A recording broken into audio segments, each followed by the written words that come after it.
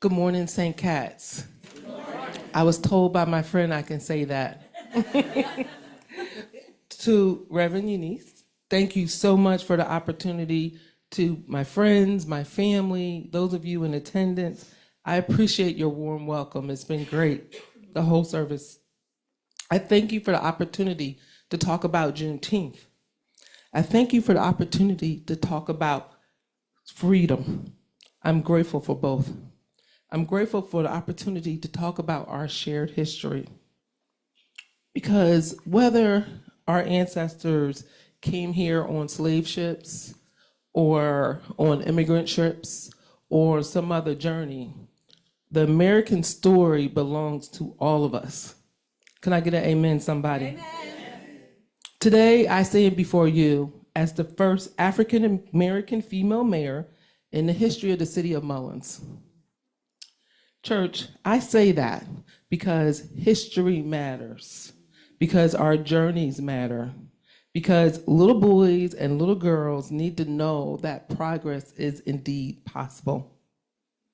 I say it because every blessing we enjoy today was paid for by someone who came before us.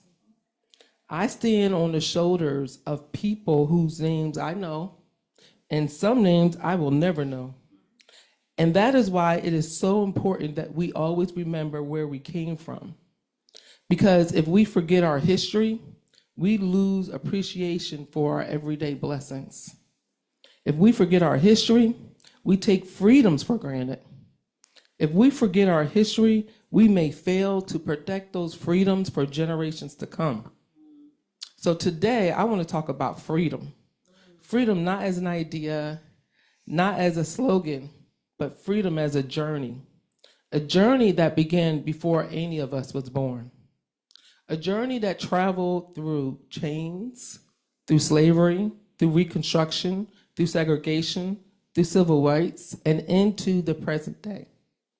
And it's a journey that brings us from Galveston, Texas, all the way to Mullins, South Carolina. The title of my message today is Juneteenth, From Galveston to Mullins, A Story of Freedom.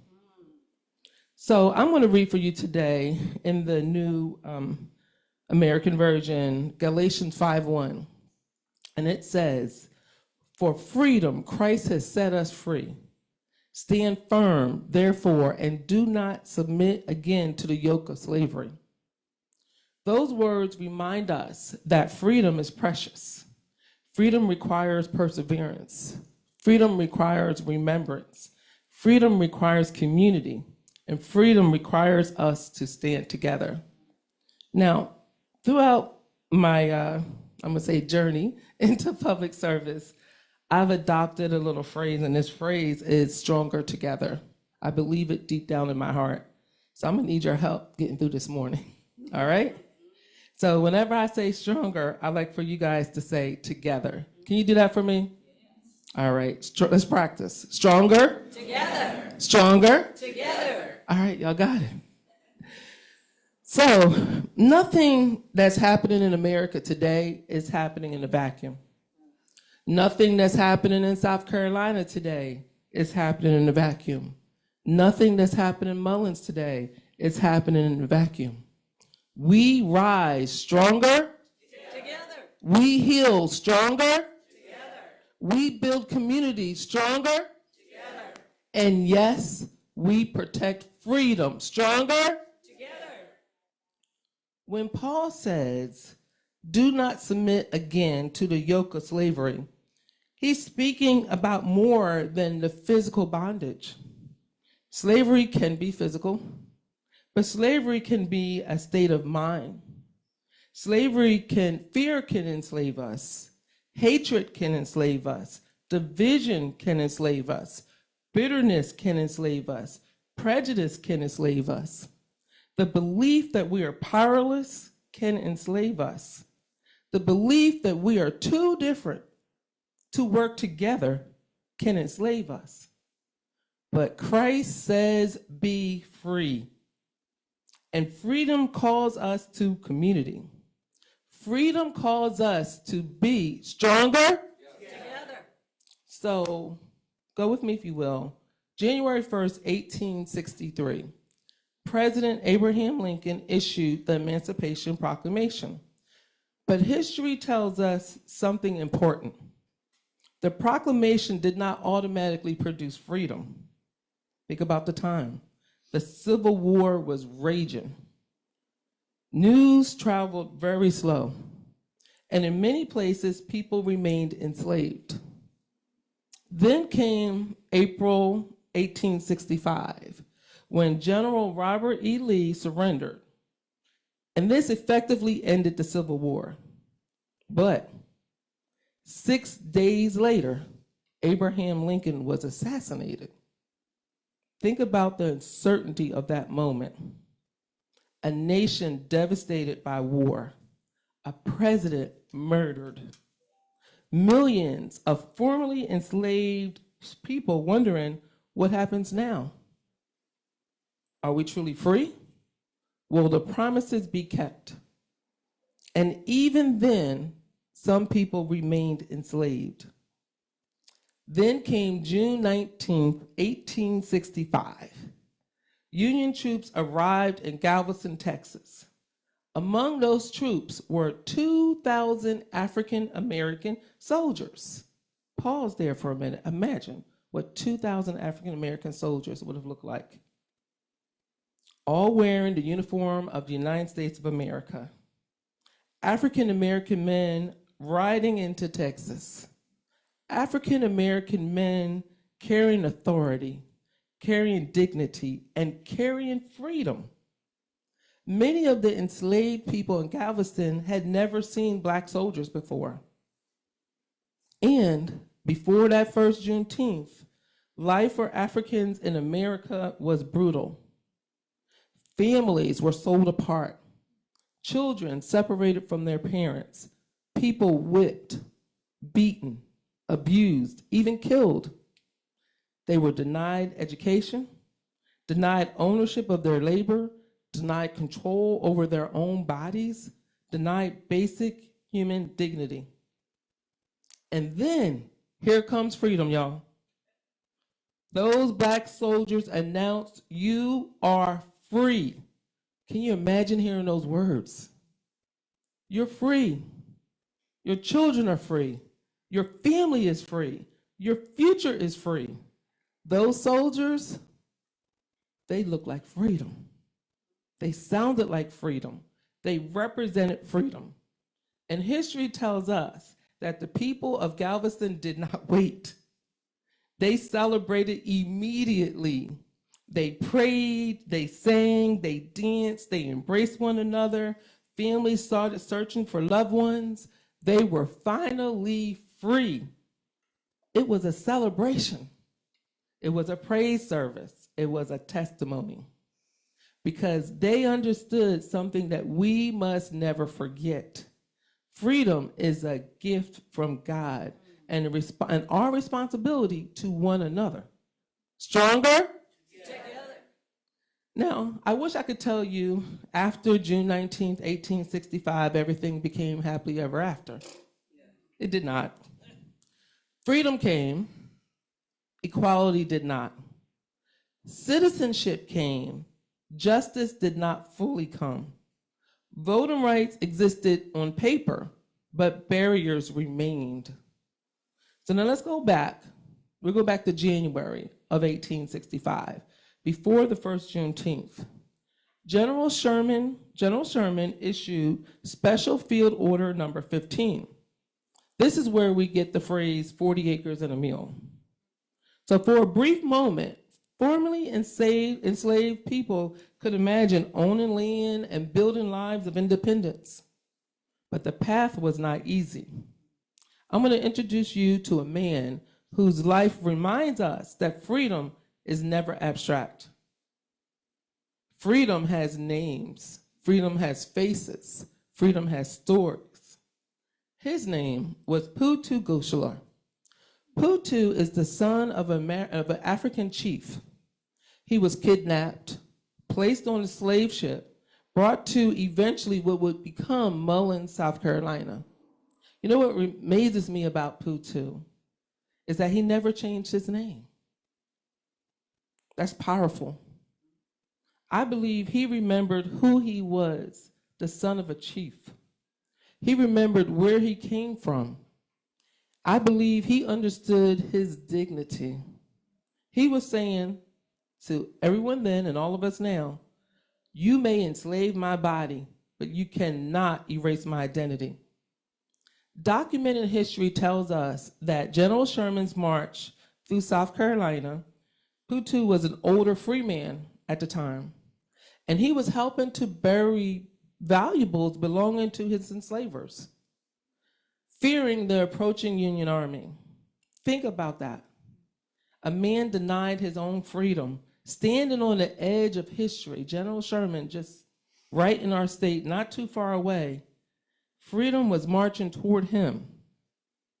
Perhaps he couldn't see it yet. Perhaps he didn't know exactly what was coming, but history was moving. God was moving, and another season was approaching. Ecclesiastes says, to everything there is a season and a time and a purpose under the heaven. Putu had endured a season of bondage, but another season was coming, y'all. A season of hope, a season of freedom, a season that will allow his descendants to become educators, business owners, doctors, lawyers, high-ranking military, and yes, even elected officials. Putu never received his 40 acres. He never received the full promise that America had briefly placed in front of him.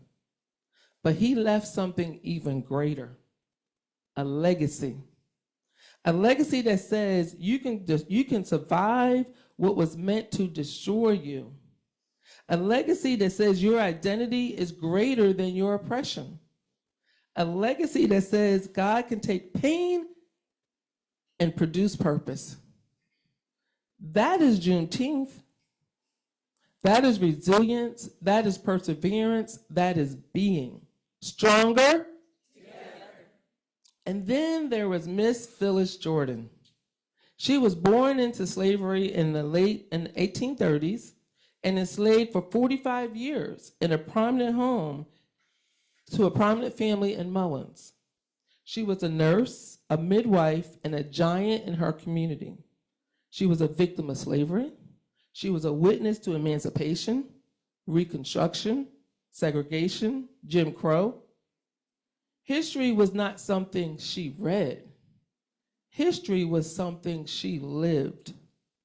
Because people like Putu and Miss Jordan endured, we have opportunities they never could have imagined.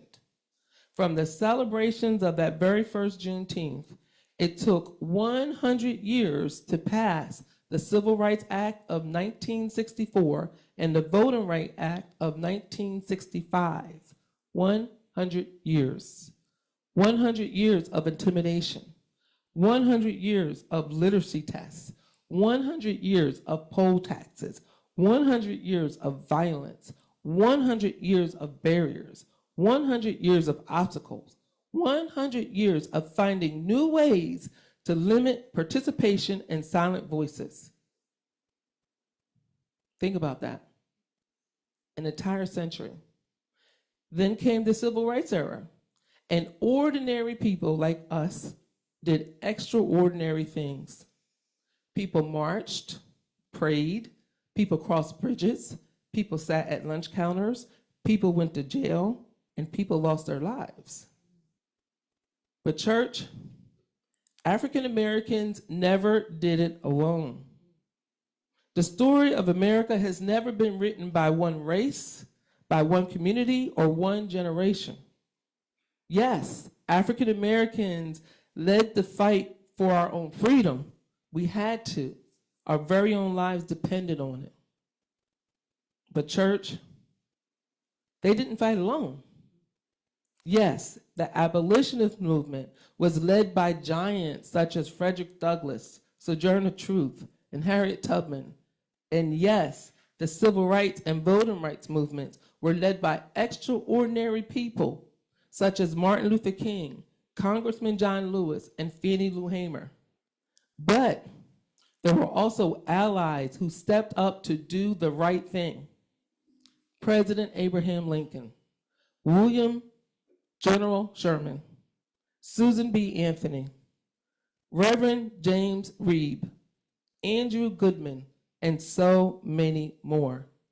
People who simply chose to do what was right. People who decided that justice mattered more than popularity.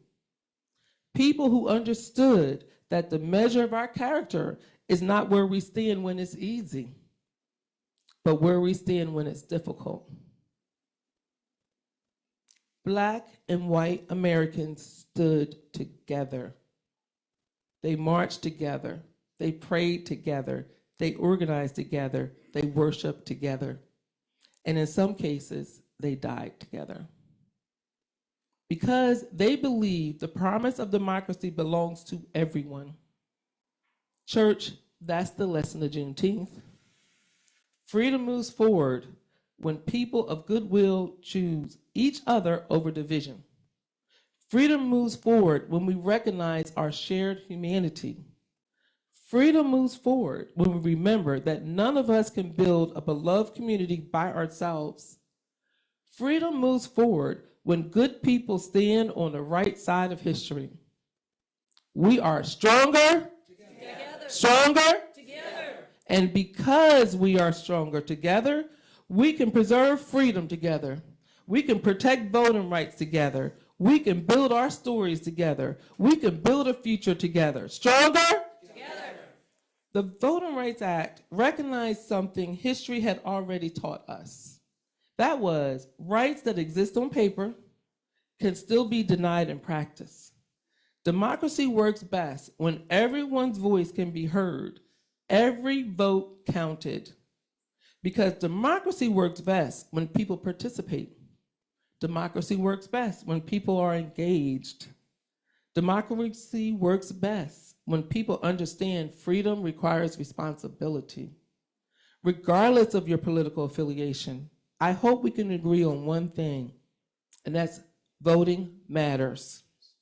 Stronger? Together. So y'all, Juneteenth is not a Black holiday.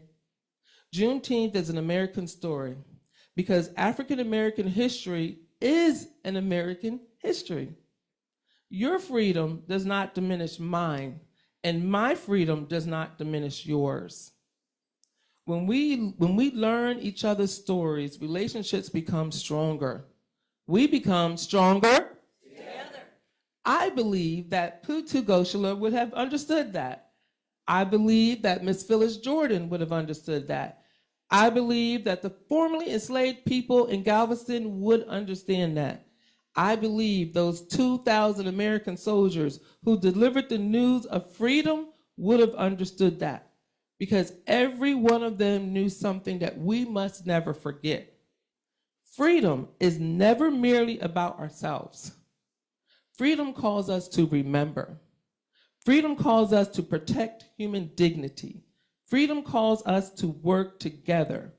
Freedom calls us to believe that we need to leave this world better than how we found it. The people of Galveston understood something on June 19, 1865. God's freedom is a gift. Church, freedom is our responsibility. Our responsibility to remember, our responsibility to participate, our responsibility to protect one another, our responsibility to tell the truth about history, our responsibility to leave this country better than we found it. In church, we can only do that stronger, Together. stronger, Together. one more time, stronger. Together. So let us celebrate freedom. Let's honor history. Let's inspire the future. And may we always be stronger. Together. Thank you so much.